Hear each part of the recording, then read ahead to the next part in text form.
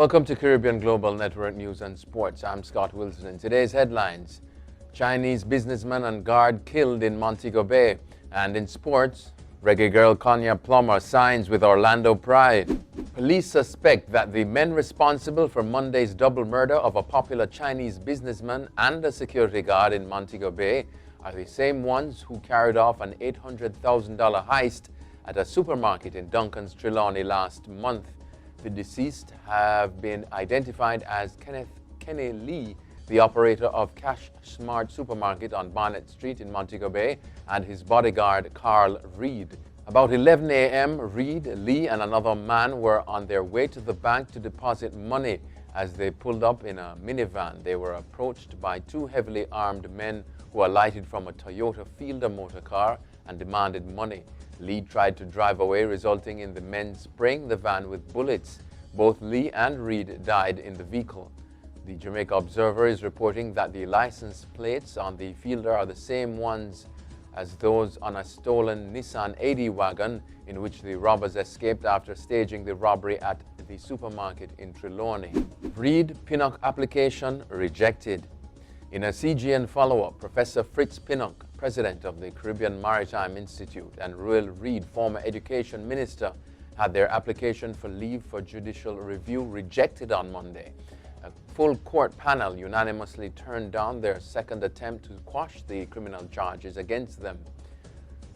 A story published in the Gleaner revealed that the ruling concluded that there was no indication that the Financial Investigations Division laid any charges against the men, citing that all the formal criminal charges were signed by constables, some of the rank of inspector. And in sports, Reggae Girl Konya Plummer signs with Orlando Pride. Jamaica-born Konya Plummer has signed a 2-year contract with Orlando Pride in the 2020 National Women's Soccer League College Draft selections. Plummer is one of the 4 defenders selected by Pride in the 2020 College Draft. She also has the distinction of being the first Jamaican-born player in league history to be drafted. Plummer, 22, competed for Jamaica at the 2019 FIFA Women's World Cup in France last summer. Tivoli moves into top 6 after defeating Portmore.